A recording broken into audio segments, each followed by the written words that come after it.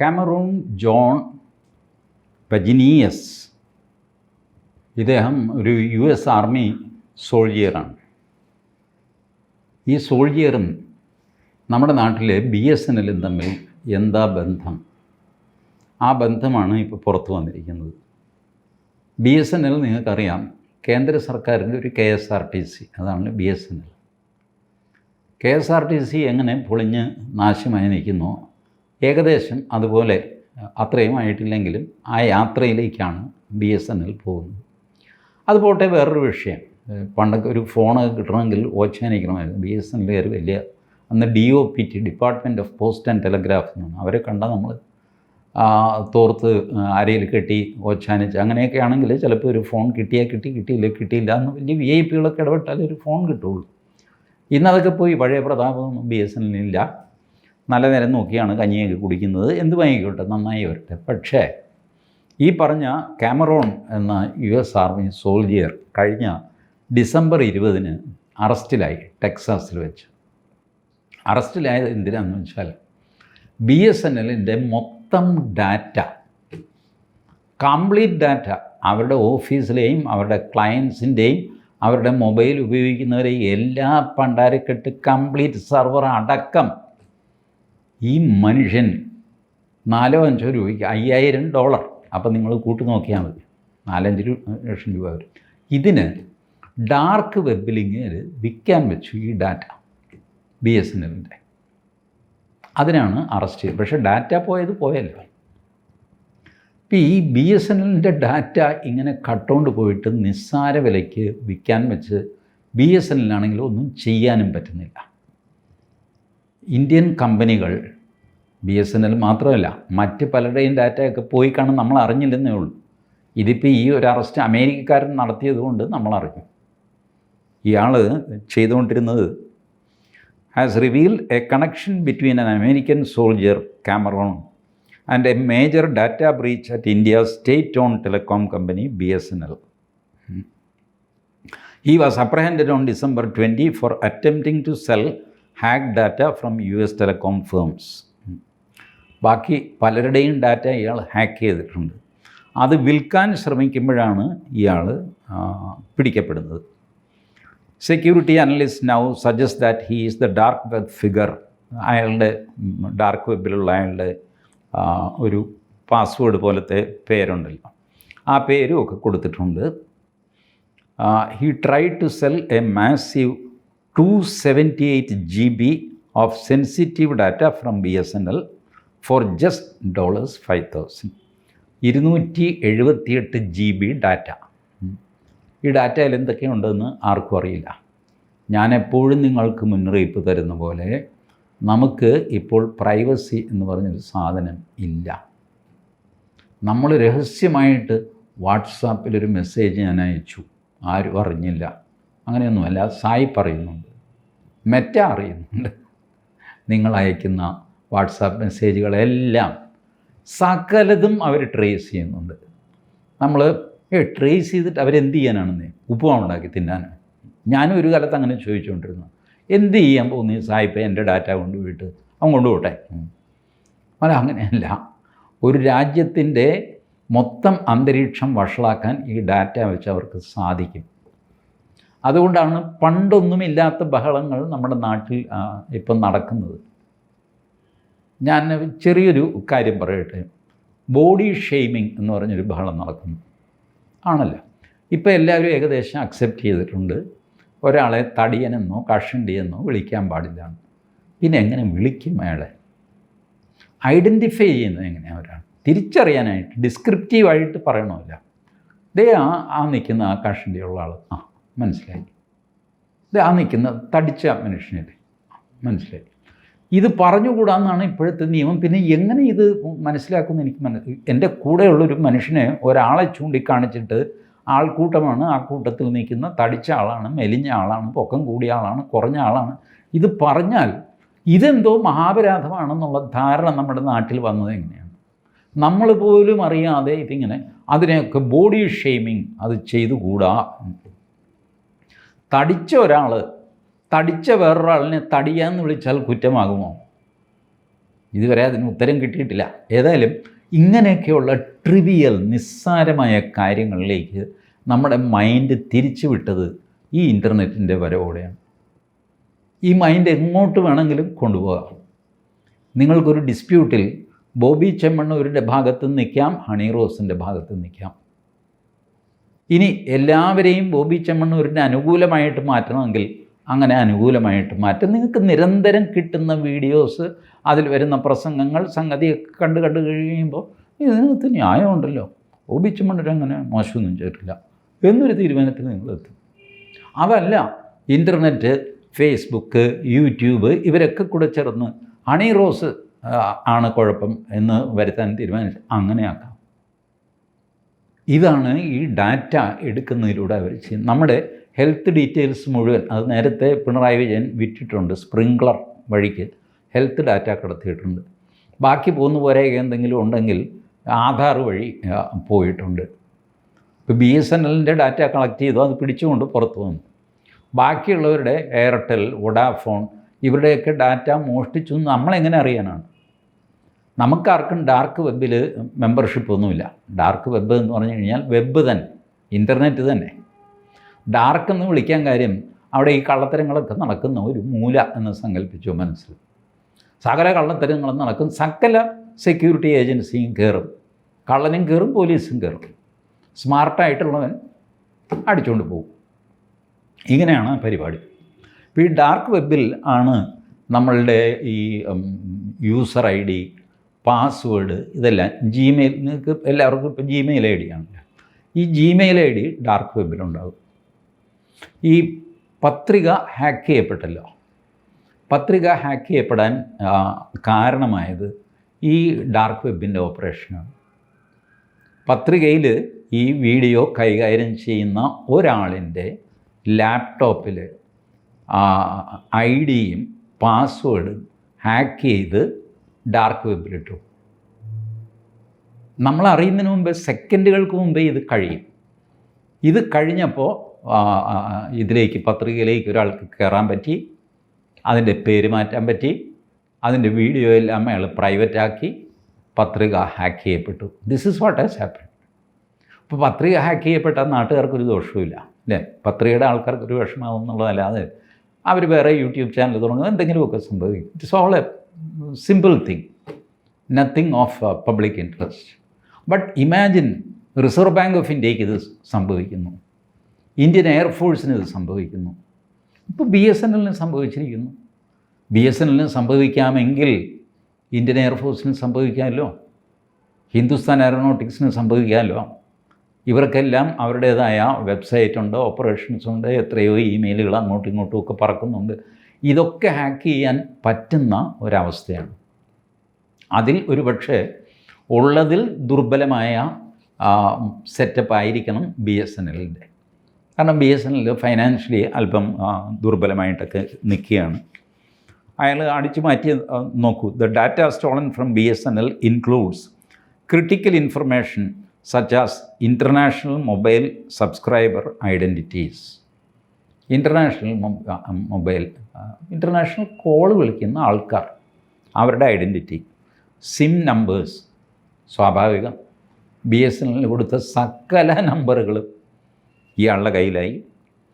And the companies home location register, ഇതെന്താണെന്ന് കൃത്യമായിട്ട് എനിക്കും അറിയില്ല. ബട്ട് BSNLൻ്റെ ഹോം ഹെഡ്ക്വാർട്ടേഴ്സ് അല്ലെങ്കിൽ ടെക്നിക്കൽ ഹെഡ്ക്വാർട്ടേഴ്സ്, അതിൻ്റെ location register which tracks user histories and call routing. BSNLൻ്റെ യൂസേഴ്സിൻ്റെ ഹിസ്റ്ററിയും കോൾ റൂട്ടിങ്ങും നടക്കുന്ന സ്ഥലം, ആ സ്ഥലവും അവിടുത്തെ ഡാറ്റയും ഇയാളുടെ കയ്യിൽ. Additionally the hacker claim that, hacker പറഞ്ഞിരിക്കുകയാണ്, claim to have accessed snapshots of BSNL Solaris server and security key data. സോളാരിസ് എന്ന BSNLൻ്റെ ഭീമൻ സർവർ സംവിധാനവും അതിൻ്റെ കീ ഡാറ്റയും ഇദ്ദേഹം അടിച്ചു മാറ്റി. This breach has raised alarms about the security of sensitive information within state-owned telecom providers. മറ്റ് telecom പ്രൊവൈഡേഴ്സും പരിഭ്രമിച്ചിരിക്കുന്നു. BSNLൻ്റെ ഇത്ര അധികം മോഷ്ടിക്കാമെങ്കിൽ നമ്മുടെയൊക്കെ കാര്യം എന്താകും എന്ന് മറ്റുള്ളവർ ചിന്തിക്കുന്നു. അതിലേറ്റവും വലിയ ഇത് അത്ഭുതം എല്ലാവർക്കും ഇത്ര കുറഞ്ഞ വിലയ്ക്ക് അയാളിത് വിൽക്കാൻ വെച്ചു എന്നുള്ളതാണ്. ദാറ്റ് മീൻസ് അയാൾക്ക് ഇഷ്ടം പോലെ ഇതുപോലത്തെ ഡാറ്റ അയാളുടെ കയ്യിലുണ്ട്. അതുകൊണ്ടാണ് $5000 ആദ്യം കൊടുത്തേക്കുന്നത്. അല്ലെങ്കിൽ BSNLൻ്റെ ഡാറ്റ $5000 കിട്ടുമെങ്കിൽ, $5000 എന്ന് പറഞ്ഞാൽ 4-5 ലക്ഷം രൂപ, ഇത് കിട്ടുമെങ്കിൽ ഇന്ത്യയിൽ തന്നെ വാങ്ങാൻ ആൾക്കാരുണ്ടാകും. BSNLൻ്റെ ഡാറ്റ ഇന്ത്യയിൽ തന്നെ വാങ്ങാനുണ്ടാകും. ജസ്റ്റ് മറ്റ് ക്രൈമൊക്കെ മാറ്റി വയ്ക്കുക. കൊമേർഷ്യൽ കമ്പനികൾ, വിൽപ്പനക്കാർ, അവർക്ക് മൊബൈൽ നമ്പറുകൾ വേണ്ടേ? നമുക്കൊക്കെ ഏതെങ്കിലും ജ്വല്ലറിയുടെ, തുണിക്കടയുടെ, അവരുടെ ഇവരുടെ ഒക്കെ SMS വരാറില്ലേ? എവിടെ നിന്നാണ് അവർക്ക് ഈ നമ്പർ കിട്ടുന്നത്? ഇപ്പോൾ ജ്വല്ലേഴ്സും തുണിക്കടകളും കൂടുതലും അവിടെ വരുന്ന ആൾക്കാരുടെ ഫോൺ നമ്പർ വാങ്ങിച്ചു വയ്ക്കും. വാങ്ങിച്ചു വെച്ചിട്ട് ഒരു കാർഡും ഒക്കെ കൊടുക്കും. ഇപ്പോൾ നിങ്ങൾ കണ്ടിട്ടുണ്ടല്ലോ, ഒരു കാർഡൊക്കെ കൊടുക്കും. ചെന്നൈ സിൽക്സ്, ചീമാട്ടി, ഒരു കാർഡ് കൊടുത്ത്, പോത്തീസിൻ്റെ കാർഡ്. ആ കാർഡ് എന്തോ ക്രെഡിറ്റ് കാർഡ് പോലെയാണ്. ഇതിൻ്റെ ഓപ്പറേഷൻ ഞാൻ ശ്രദ്ധിച്ചിട്ടുണ്ട്. 3-4 തവണ നമ്മൾ വാങ്ങിക്കഴിയുമ്പോൾ അവർ ഒരു 450 രൂപ ഡിസ്കൗണ്ട് തരും. ആ 450 രൂപ ബില്ലിൽ കുറയ്ക്കുകയല്ല ചെയ്യുന്നത്. 450 രൂപയുടെ സ്റ്റീൽ പാത്രം, കിടിപിടി സാധനമൊക്കെ അവിടെ ഇരിപ്പുണ്ട്. അതിൽ നിന്ന് എന്താണെന്ന് വെച്ചാൽ പെറുക്കി എടുത്തോ ചേട്ടാന്ന് പറയും. ഉടനെ എല്ലാവരും 450 രൂപ കുറവ് കിട്ടിയെന്ന്. ഇയാൾക്ക് പ്രയോജനം എന്താ? ഇയാളുടെ കയ്യിൽ നിങ്ങളുടെ പേരും മൊബൈൽ നമ്പറും കിട്ടി എന്നുള്ളതാണ്. അതിൽ ദുഷ്ടലാക്കൊന്നുമില്ല. അവർക്ക് കൊമേർഷ്യൽ പർപ്പസ് മാത്രം. പോത്തീസ് ആണെങ്കിലും കുമരൻ സിൽക്സ് ആണെങ്കിലും ചെന്നൈ സിൽക്സ്, ഇവരൊക്കെ ജ്വല്ലറീസ് എല്ലാം ഇത് കളക്ട് ചെയ്യുന്നത് കൊമേർഷ്യൽ പർപ്പസിന് വേണ്ടിയിട്ടാണ്. അവർ വേറെ എവിടെയെങ്കിലും കൊണ്ടുപോയിട്ട് എന്തെങ്കിലും നിങ്ങളെ കുഴപ്പത്തിലാക്കാനോ ഒന്നുമല്ല. പ്യൂർലി കൊമേർഷ്യൽ ബിസിനസ്സാണ്. അത് നമുക്ക് വേണം, നമ്മളത് ബ്ലോക്ക് ചെയ്ത് കഴിഞ്ഞാൽ പിന്നെ ആ മെസ്സേജസ് വരികയുമില്ല. It's over.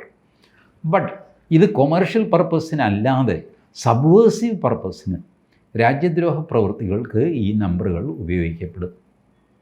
നിങ്ങളുടെ നമ്പറിൽ അതിൽ പലപ്പോഴും ശ്രദ്ധിക്കുക, നമ്മുടെ മൊബൈലിൽ സിം നമ്പർ ചിലപ്പോൾ ബ്ലോക്കാകും. സിം ബ്ലോക്ക്ഡ് ഒരു ഇൻറ്റു ഇട്ട് കാണിക്കും. അതിനർത്ഥം കുറേ നേരത്തേക്ക് നിങ്ങളുടെ സിം ബ്ലോക്ക് ചെയ്തു എന്നാണ്. എന്തിനാണ് ബ്ലോക്ക് ചെയ്യപ്പെടുന്നത് ആർക്കും അറിയില്ല. നമ്മളൊക്കെ അതെന്തോ മിസ്റ്റേക്കാണെന്ന് പറഞ്ഞിട്ട് സിം കാർഡ് പുറത്തെടുത്ത് ഫൂ എന്നൊക്കെ പറഞ്ഞിട്ട് തിരിച്ചൊക്കെ ഇട്ട് കഴിഞ്ഞു. എനിവേ ഒരു 10-15 മിനിറ്റ് ചിലപ്പോൾ നിങ്ങളുടെ മൊബൈൽ ഫോൺ വർക്ക് ചെയ്യാതിരിക്കും. ഈ 15 മിനിറ്റിൽ എന്ത് സംഭവിക്കുന്നു? Why your SIM was blocked, who blocked your SIM? എല്ലാവരും പ്രിസ്യൂം ചെയ്യുന്നു സിം പഴയതായതുകൊണ്ടാണ്, എന്തെങ്കിലും ആയിരിക്കും. ഏതായാലും ഇപ്പോൾ വർക്ക് ചെയ്യുന്നുണ്ട്, കഴിഞ്ഞു. 15 minutes your mobile was under the control of someone else. സകല ആപ്ലിക്കേഷനും സകല ഡാറ്റയും നിങ്ങളോട് ചോദിക്കുന്നു. ഞാൻ അത്ഭുതത്തോടെ നോക്കിയിട്ടുണ്ട്. ഒരു കാര്യമില്ല, അതൊരു ഫയൽ സപ്രസ് ചെയ്യുന്ന ഒരു ആപ്ലിക്കേഷൻ. ഇമെയിൽ അയക്കാൻ പാകത്തിന് 30 GB ഉണ്ടെങ്കിൽ അവൻ 25 അകത്താക്കി തരും. 25 ആണ് മാക്സിമം മെയിൽ അയക്കാവും. ജസ്റ്റ് കംപ്രസ് ചെയ്ത് തരും. ഈ ആപ്ലിക്കേഷൻ ഡൗൺലോഡ് ചെയ്യാൻ പോയി കഴിഞ്ഞാൽ അവൻ ആദ്യം ചോദിക്കുന്നത് ക്യാമറ ആക്സസ്, ഗാലറി ആക്സസ്. എന്തിന്? ഫയൽ കംപ്രസ് ചെയ്യുന്നതിന് ഇതിൻ്റെ ആവശ്യമില്ല. But he is asking and we R giving. കാരണം നമുക്ക് ഈ ഫയൽ എങ്ങനെയെങ്കിലും അർജൻറ്റായിട്ട് കംപ്രസ് ചെയ്യണം. ഞാൻ കൊടുത്തിട്ടുണ്ട്, അതുകൊണ്ടാണ് ഞാൻ പറയുന്നത്. ബട്ട് എന്തിനു കൊടുത്തു എന്ന് ചോദിച്ചാൽ എൻ്റെ വെപ്രാളം. എനിക്ക് ആ ഫയൽ എങ്ങനെയെങ്കിലും എനിക്ക് ട്രാൻസ്ഫർ ചെയ്യണം. അപ്പോൾ ട്രാൻസ്ഫറിൽ പോയി അത് താമസിക്കും. ഇതിപ്പോൾ കംപ്രസ് ചെയ്യും, ടപ്പ്. This is how they collect information and now they are selling it. ഇപ്പോൾ ഹാക്കർ പറഞ്ഞിരിക്കുന്നത് എന്താണെന്നറിയാമോ? Information is worth several million dollars, but I am selling for pretty cheap. $several million എനിക്ക് കിട്ടേണ്ടതാണ്. ഞാനൊരു സൗജന്യം ചെയ്യാണ്. ആരുടെയാണ് നിങ്ങൾക്ക് ഇത് വേണ്ടത്? എല്ലാവരുടെയും AT&T ഇതുപോലത്തെ ബിഗ് കമ്പനികളെ അയാൾ ടാർഗറ്റ് ചെയ്തിരിക്കുന്നു. ഈ പറഞ്ഞ അമേരിക്കൻ എക്സ്പെർട്ടുകളെല്ലാം, as explained by Alison Nixon, chief research officer at cyber security, clarify ചെയ്യുന്നു. These large telecom companies are big targets and many different actors seek to target them with fraud or hacking. He is just part of a different group, and what they chose to do with the data is totally different from what the Salt Typhoon people chose to do. പല പർപ്പസിനുണ്ട്. Salt typhoon എന്ന് പറഞ്ഞ് വേറൊരു ഗ്യാങ്ങാണ് ഇതുപോലെ ഹാക്കേഴ്സിൻ്റെ. അവർ ചെയ്യുന്ന പോലെയല്ല ഇവർ ചെയ്യുന്നത്. ഇവരുടെ പർപ്പസ് വേറെ എന്തുമാണ്. അതുകൊണ്ടാണ് ഇവർക്ക് ഈ ലോ കോസ്റ്റ് വിൽക്കാൻ പറ്റുന്നത്. എന്തുമായിക്കോട്ടെ, the funny part is as a government, BSNL ഒരു ഗവൺമെൻറ് കമ്പനിയാണല്ലോ. Government and government owned company is helplessly watching. BSNLൊന്നും ചെയ്യാൻ പറ്റുന്നില്ല. India's Department of Telecommunication has yet to file a formal FIR. ഒരു മോഷണം നടന്നാൽ ആദ്യം ഒരു FIR ഇടണ്ടേ. BSNLന് ഇടാൻ പറ്റിയിട്ടില്ല. ഡിസംബർ 20 കഴിഞ്ഞിട്ട് ഇപ്പോൾ ദിവസം എത്രയായി? ഒരു FIR ഇടാൻ പറ്റിയിട്ടില്ല. കാര്യം എന്താണെന്നറിയാമോ? ക്രൈം നടന്നിരിക്കുന്നത് ഇന്ത്യയിലല്ല, ടെക്സസിലാണ്. മാത്രമല്ല, ഇൻ്റർനെറ്റിലെ മോഷണം ഏത് ജൂറിസ്ഡിക്ഷനിൽ വരും? പണ്ട് പോലീസുകാരൊക്കെ ആറ്റിൽ ശവം പൊങ്ങിക്കഴിഞ്ഞാൽ പതുക്കെ മുള കൊണ്ട് തള്ളി മറ്റേ പോലീസ് സ്റ്റേഷൻ്റെ പരിധിയിലേക്ക് തള്ളിവിടുകയാണ്. അപ്പോൾ ആ പോലീസുകാരൻ തൂങ്ങിക്കൊള്ളും ഈ ശവത്തിൻ്റെ പിന്നാലെ. ഇവിടുത്തെ SI കോൺസ്റ്റബിളിനോട് പറയും, എടോ രാത്രി ആ ശവം അങ്ങോട്ട് തള്ളി വിടുമോ, അപ്പുറത്ത് പോട്ടെ. അപ്പോൾ അപ്പുറത്ത് പോയി അയാൾ, അല്ലെങ്കിൽ ഈ പോസ്റ്റ്മാർട്ടം അത് ഇതൊക്കെ വലിയ പ്രശ്നമാണല്ലോ. ഈ ഇൻ്റർനെറ്റിൽ എന്താണെന്ന് വെച്ച് കഴിഞ്ഞാൽ എല്ലാവർക്കും എല്ലാ സ്ഥലത്തും ജൂറിസ്ഡിക്ഷനുണ്ട്. ഇപ്പം നമ്മുടെ ജൂറിസ്ഡിക്ഷൻ എവിടെയാണ്? ഇന്ത്യയുടെ ജൂറിസ്ഡിക്ഷൻ എവിടെയാണ്? FIR ഇടണമെങ്കിൽ പോലീസുകാരൻ പറയും FIR ഇട്ട ക്രൈം നടന്ന സ്ഥലം. FIRൻ്റെ ഫോർമാറ്റ് നിങ്ങൾ കണ്ടിട്ടില്ലേ? ക്രൈം നടന്ന സ്ഥലം എവിടെയാണെന്ന് എഴുതണം. ക്രൈം നടന്ന സ്ഥലം ഇൻ്റർനെറ്റ് എന്ന് എഴുതി വെച്ച് കഴിഞ്ഞാൽ കോടതിയിൽ എടുക്കുമോ എന്ന് എനിക്കറിയില്ല. ഏതായാലും ഒരു FIR വരെ ഇതുവരെ ഇട്ടിട്ടില്ല. Attribution is very difficult in cyber domain. Senior government official, അദ്ദേഹം പേര് വെളിപ്പെടുത്താൻ ആഗ്രഹിക്കുന്നില്ല, പുള്ളി പറഞ്ഞു, Attribution is very difficult in cyber domain, highlighting the challenges of identifying cyber criminals in an increasingly complex digital world. എങ്ങനെ ഈ ഡിജിറ്റൽ വേൾഡിൽ ആർക്കെതിരെ എവിടെ എന്ത് FIR ഇടാം എന്ന് തീർച്ചയില്ല. It is very difficult. India's ability to pursue legal action in such cases is constrained by the lack of a formal FIR. ഒരു formal FIR പോലും ഇല്ലാത്തതുകൊണ്ട് പ്രൊസീഡ് ചെയ്യാൻ പറ്റാതെ പകച്ചു നിൽക്കുകയാണ് BSNLലും അതിൻ്റെ ഉടമസ്ഥന്മാരായ ഗവൺമെൻറ് ഓഫ് ഇന്ത്യയും. പകച്ചു നിന്ന് പോകും. ഞാൻ അവരെ കുറ്റപ്പെടുത്തി പറയുകയല്ല. The situation is so complex that നിങ്ങൾക്ക് you cannot initiate your law. Initiating your legal action first അതിന് ചെയ്യുന്നത് FIR ആണ്. ഒരു FIRൽ നിന്നാണ് ഒരു അന്വേഷണം തുടങ്ങുന്നത്. ആ FIR ഇടാൻ പറ്റുന്നില്ല. കാരണം ആട്രിബ്യൂഷൻ ഈസ് വെരി ഡിഫിക്കൽട്ട്. ആര് ചെയ്തു, എവിടെ ചെയ്തു എന്ന് പറയാൻ പറ്റുന്നില്ല. This is the problem. Where the bad actor is beyond Indian shores. ഒരു എക്സ്പെർട്ടിൻ്റെ അഭിപ്രായമാണ്. Where the bad actor is beyond Indian shores. ഇന്ത്യയുടെ അതിർത്തിക്ക് പുറത്തായിരിക്കും ക്രൈം നടന്നാൽ Indian law enforcement authorities, upon filing of an FIR, can initiate investigation, seek information and pursue action through international treaties, coordination and other discussions. നമ്മളെ സംബന്ധിച്ചോളം അന്താരാഷ്ട്ര കരാറ് ഉള്ള രാജ്യങ്ങളുമായിട്ട് ഇവിടെ FIR രജിസ്റ്റർ ചെയ്ത് അവരോട് പറയണം, നമ്മളിവിടെ FIR രജിസ്റ്റർ ചെയ്തിട്ടുണ്ട്, നിങ്ങളുടെ നാട്ടിലാണ് ഈ ക്രൈം നടന്നതെന്ന് ഞങ്ങൾ സംശയിക്കുന്നു, അതുകൊണ്ട് നിങ്ങൾ സഹകരിക്കണമെന്ന് പറഞ്ഞിട്ട് നമ്മൾ തമ്മിൽ കരാറുണ്ടെങ്കിൽ മുന്നോട്ട് പോകാം, ഇല്ലെങ്കിൽ പോകാൻ പറ്റില്ല. ഈ പണ്ടാരെല്ലാം കൂടെ സർക്കാർ ചെയ്ത് കഴിയുമ്പോൾ വർഷം എത്ര എടുക്കുമെന്നാണ് വിചാരം. അതിനിടയ്ക്ക് ഡാറ്റ പോയി. BSNL കോംപ്രമൈസ്ഡ് ആയില്ലേ? ആയി. ഞാനിത് പറയുമ്പോൾ BSNLനെ എൻ്റെ സുഹൃത്തുക്കൾ തട്ടിക്കയറും. എൻ്റെ നേർക്ക് തട്ടിക്കയറിയിട്ട് കാര്യമില്ല.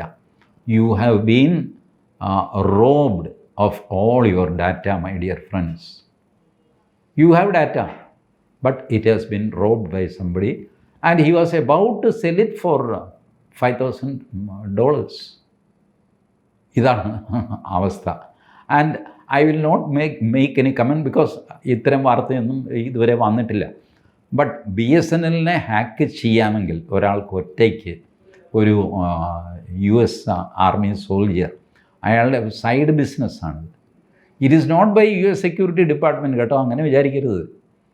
അമേരിക്ക ഇന്ത്യയുടെ BSNL ഡാറ്റ എടുത്തു, അവരുടെ സെക്യൂരിറ്റി ഡിപ്പാർട്ട്മെൻറ്റ് CIA ഒന്നുമല്ല, ഒറ്റയ്ക്കൊരു പട്ടാളക്കാരൻ്റെ സൈഡ് ബിസിനസ്സാണിത്.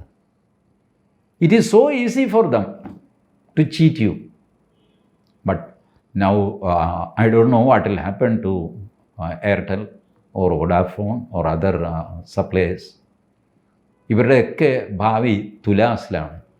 സൈബർ സെക്യൂരിറ്റിയുടെ കാര്യത്തിൽ നമ്മൾ വളരെ വളരെ പുറകിലാണ്. അതിവേഗം ഇന്ത്യ സ്വന്തം സൈബർ സെക്യൂരിറ്റി, അത് പ്രൈവറ്റ് ആയിക്കോട്ടെ ഗവൺമെൻറ് ആയിക്കോട്ടെ, എല്ലാവരുടെയും സെക്യൂരിറ്റി നോക്കിയില്ലെങ്കിൽ we are in severe danger. Thank U.